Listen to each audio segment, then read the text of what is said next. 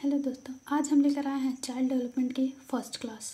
और हमारा सीटेट के सिलेबस से चाइल्ड डेवलपमेंट का फर्स्ट टॉपिक है विकास की अवधारणा और इसका अधिगम से संबंध, the concept of development and relation of learning.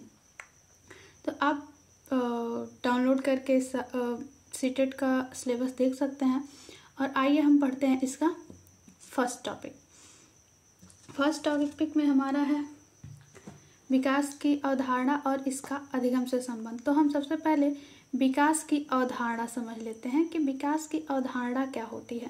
पहले विकास को समझ लें, फिर हम अधिगम को समझेंगे। तो फर्स्ट ऑफ ऑल हम विकास की अवधारणा को समझने की कोशिश करेंगे। तो विकास क्या होता है कि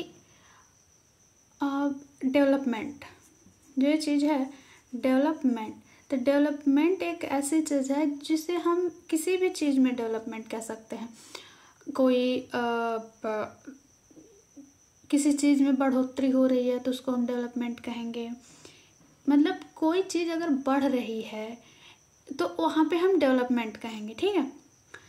तो इसका जो डिफिनीशन होता है वो होता है विकास की प्रक्रिया।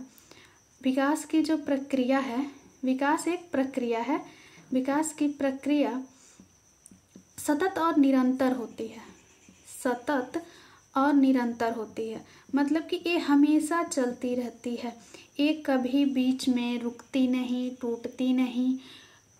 ये हमेशा क्या होती है, चलती रहती है। इट्स मीन यहाँ पे हम विकास की अवधारणा चाइल्ड डेवलपमेंट में पढ़ रहे हैं। मतलब हम चाइल्ड के विकास की अवधारणा पढ़ेंगे, एक बच्चे के विकास की अवधारणा। तो इट्स मीन कि जब किसी बच्चे में विकास होता है तो हमेशा चलता रहता है। हमेशा चलता रहता है मीन 0 से लेकर टिल डेथ। मतलब कि उसका जन्म से पहले, मतलब कि जब वो माँ की गर्भावस्था में आया, मतलब कि जब प्रेगनेंसी से लेके, ठीक है, प्रेगनेंसी से लेके डेथ तक जितनी अवस्थाएं होती हैं एक बच्चे की, उस सब का हम स्टडी इस चाइल्ड डेवलपमेंट में करते हैं। तो हमने देखा कि जो विकास की प्रक्रिया है वो सतत और निरंतर होती है। मतलब कि जब बच्चा माँ के गर्भ में आता है तब से यह प्रक्रिया शुरू होती है। और जब वो बच्चा बड़ा होता है, मतलब बच्चा रहता है, बच्चा के बाद से वो बड़ा होता है, बड़ा होने के बाद से वो बूढ़ा होता है, ठीक है, बूढ़ा होता है, बूढ़ा होने के बाद वह मर जाता है, डेथ को प्राप्त करता है। तो जब बच्चा गर्भ में गया और गर्भ से बच्चा बड़ा, बूढ़ा, इन सब का टोटल का जो डेवलपमेंट है, एक बात ध्यान दीजिएगा, हम यहाँ पे डेवलपमेंट कह रहे हैं, ग्रोथ नहीं कह रहे हैं, डेवलपमेंट है। इन सब के बारे में हम पढ़ेंगे। अब ये डेवलपमेंट सिर्फ शारीरिक नहीं होगा, शारीरिक डेवलपमेंट भी हम पढ़ेंगे। बॉडी में क्या डेवलपमेंट होती है, उनके लैंग्वेज में क्या डेवलपमेंट होती है, उनके कॉग्निशन में क्या डेवलपमेंट होती है, उनका सोशल जो रिलेशन है उसमें कौन सा डेवलपमेंट होता है। ये सारी चीज़ें हम विकास में पढ़ते हैं।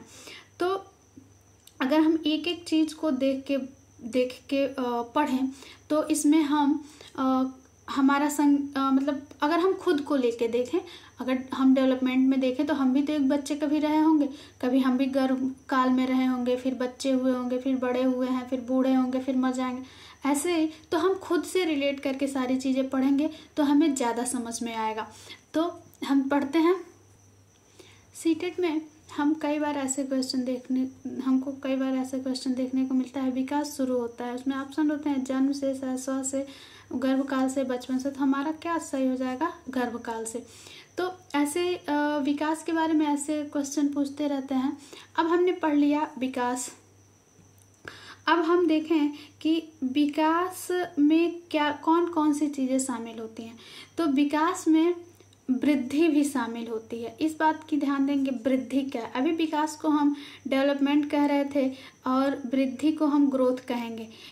ऐसे विकास और वृद्धि में ज़्यादा डिफरेंस नहीं समझ में आता, लेकिन जब हम इंग्लिश देखें ग्रोथ तो हमें समझ में आएगा। जो ग्रोथ है वो हमारा केवल शारीरिक होगा, ठीक है। शारीरिक ग्रोथ को हम शारीरिक विकास को हम ग्रोथ कहते हैं, शारीरिक विकास को हम ग्रोथ कहते हैं, ठीक है। तो मतलब कि जो बॉडी से रिलेटेड ग्रोथ विकास हो रहा है, जैसे कि पहले बच्चा इतना बड़ा था, अभी बच्चा इतना बड़ा हो गया। अभी बच्चा पहले क्या था कि बच्चे 2 फीट का होता था, अभी क्या है बच्चा 6 फीट का हो गया, ठीक है। पहले क्या था कि बच्चा जो था वो उसके छोटे छोटे हाथ थे, अभी बच्चे के बड़े हाथ हो गए। लड़की है तो उसके शरीर के बॉडी पार्ट्स अलग थे बचपन में, अभी उसके बॉडी पार्ट्स अलग हो गए, धीरे धीरे बढ़ते गए।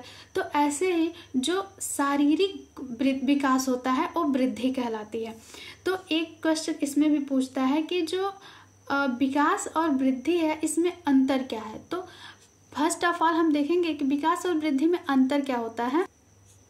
अगर हम विकास और वृद्धि के अंतर की बात करें तो जो वृद्धि होती है वो शारीरिक होता है। मतलब हमने बताया ना, शरीर में जो भी वृद्धि होती है, जैसे कि हाथ पहले छोटे छोटे थे, उंगलियां छोटी थी, अभी बड़ी हो गई। कोई लड़की है तो उसके शरीर में कुछ अलग ग्रोथ होती है। तो ये सब चीज़ें विकास जो होती है, विकास में वृद्धि शामिल होता है। तो कई बार एक ऐसा क्वेश्चन पूछता है कि क्या विकास में वृद्धि शामिल होता है।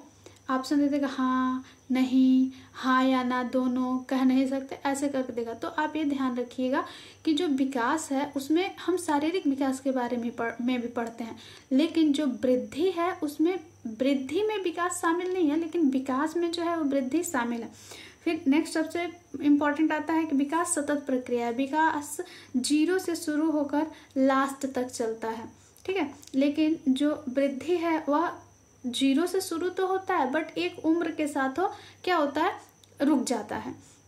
तो ये हो गया अंतर। इसमें आप पढ़ेंगे तो देखेंगे कि धीरे धीरे इसमें बहुत सारी चीज़ें आने लगेंगी कि कभी क्या होता है कि लड़कियों का जो शरीर होता है उसमें वृद्धि अलग तरीके से होती है, लड़कों के शरीर में वृद्धि अलग तरीके से होती है। तो हम आगे पढ़ेंगे। अभी हम केवल मेन फोकस था कि हम विकास को समझें और वृद्धि को समझें, और इन दोनों का अधिगम से क्या संबंध है इसको समझें। अब हम देखेंगे मानव विकास की अवस्था क्या क्या होती हैं, जो स्टेजेस हैं कि ये जो स्टेज हैं कि सिर्फ एक ही विकास में हम पूरा तो नहीं पढ़ लेंगे। मानव का जीवन कम से कम 100 सालों का होता है, तो उसको हम छोटे छोटे भागों में बांट लेते हैं। तो सबसे पहले हम देखते हैं गर्भावस्था, जो गर्भधारण मतलब गर्भधारण करने से जन्म तक का, इसकी स्टडी हम अलग करते हैं। फिर आता है शैशवावस्था, जो जन्म से 5 वर्ष तक होती है। अब जन्म से 5 वर्ष में इसको 0 to 2 एक बार करते हैं, 2 to 5 एक साथ करते हैं। मतलब इसको भी हम सब कैटेगरीज में छोटे छोटे बांट देते हैं। फिर आता है बाल्यावस्था। बाल्यावस्था में 5 साल से 12 साल के बच्चों के बारे में हम पढ़ाई करते हैं, लेकिन इसमें भी कुछ सब कैटेगरीज हो जाते हैं, जिसमें पूर्व बाल्यावस्था और पाश्चात्य बाल्यावस्था, पूर्व बाल्यावस्था या बाल्यावस्था के बारे में हम करके पढ़ते हैं। किशोरावस्था में भी यही सेम कंडीशन है, 12 से 18 में, इसमें भी हम 2 भागों में करके बांटते हैं। फिर युवा अवस्था 18 से 25, तो हमारे बीएड या बीटीसी के पाठ्यक्रम में युवा अवस्था के बारे में नहीं पढ़ना है, सिर्फ हमें गर्भावस्था, शैशवावस्था, बाल्यावस्था और किशोरावस्था के बारे में पढ़ना है, ठीक है। आई होप आप लोगों को विकास और वृद्धि समझ में आया होगा। अब हम देखेंगे अधिगम क्या होता है। अब हम बात करते हैं अधिगम की। अधिगम इंग्लिश में इसको हम बोलते हैं लर्निंग, और फिर हिंदी में भी बोलते हैं सीखना। मतलब सीखने को ही हम अधिगम कहते हैं। इसको आसान भाषा का शब्द कहें तो सीखना, आपको समझ में आएगा अधिगम क्या होता है। तो जैसे हमारा विकास एक सतत प्रक्रिया थी, ये अधिगम भी एक सतत प्रक्रिया है। यह एक कॉन्टिन्यूअस प्रोसेस है। मतलब हम कह सकते हैं जैसे विकास पूरी जिंदगी चल रहा था, मतलब कि पूरी लाइफ क्या चला, विकास चला है, वैसे ही जो अधिगम भी है वो भी होल लाइफ चलेगा, ठीक है, पूरी लाइफ चलता रहेगा। अब इसमें हमें पॉजिटिव लर्निंग भी लेके चलना है और निगेटिव लर्निंग भी लेके चलना है।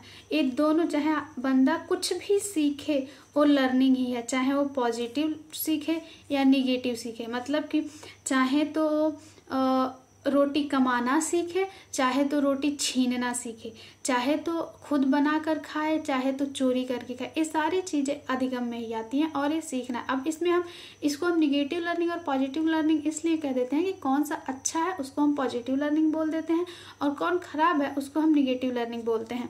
ठीक है, अब इसके आगे हम देखेंगे कि कुछ विद्वानों ने अधिगम की अलग अलग परिभाषाएं दी हैं। जैसे कि गेट्स ने दिया, अनुभव द्वारा व्यवहार में रूपांतर या परिवर्तन ही अधिगम है।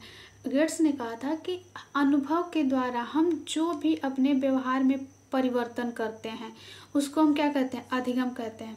जैसे कि आप एक एग्जाम्पल से समझिए कि कोई बच्चा, आपके घर में कोई छोटा बच्चा है, ठीक है, आपके घर में कोई छोटा बच्चा है, वह बच्चा आपको रोज़ देखता है कि आप अपने माता पिता का पैर छूते हैं, अपने माता पिता से प्रेम से बात करते हैं, अपने माता पिता की रिस्पेक्ट करते हैं, तो आपको देखेगा तो वो अनुभव लेगा। अनुभव से अब उसके व्यवहार में क्या आएगा कि वो आपके माता पिता की तो रिस्पेक्ट करेगा ही, साथ में आपकी भी रिस्पेक्ट करेगा। ठीक है, तो उस आपके द्वारा किए गए कार्य से उसको जो अनुभव मिला और उससे उस अनुभव से उसने अपने व्यवहार में जो परिवर्तन किया वह अधिगम है। मतलब कि अब इसी को हम निगेटिव, ये तो हो गया पॉजिटिव, ठीक है, हमने आपसे कहा था निगेटिव ही होता है। अब क्या है कि किसी के घर में कोई उठता है रोज़ सुबह, अपने माँ बाप को डांटता है, बोलता है, बहुत खराब शब्द तो नहीं यूज करूँगी, अब डांटना बोलने से समझ लीजिए, तो क्या होगा, वो बच्चा उसको देखेगा, उसी को अनुभव करेगा और अनुभव से अपने व्यवहार में परिवर्तन क्या लगा कि वो आप जिन माता पिता को बोलते हैं उसको तो डांटेगा, बोलेगा ही, साथ में आपसे भी वह रूड बिहेव करेगा। तो ये निगेटिव हो जाएगा, ये पॉजिटिव है। मतलब कि किसी भी चीज़ को या कार्य को देख के अनुभव के द्वारा व्यवहार में लाया गया कैसा भी परिवर्तन, चाहे वो पॉजिटिव हो चाहे वो नेगेटिव हो, वो क्या है, अधिगम है। फिर एपिल के अनुसार कहा गया था, अधिगम व्यक्ति में एक परिवर्तन है जो उसके वातावरण में परिवर्तनों के अनुसरण करता है। मतलब हमने कहा ना वातावरण, जो हमारे आसपास चीजें घटित हो रही हैं। वो बच्चा क्या देख रहा था, जैसे जो बच्चा था वो क्या देख रहा था कि हम उठ के रोज सुबह अपने मम्मी पापा का क्या करते हैं कि पैर छूते हैं, उनसे आशीर्वाद लेते हैं और आशीर्वाद लेने के बाद से हम उनसे हमेशा प्यार से बात करते हैं।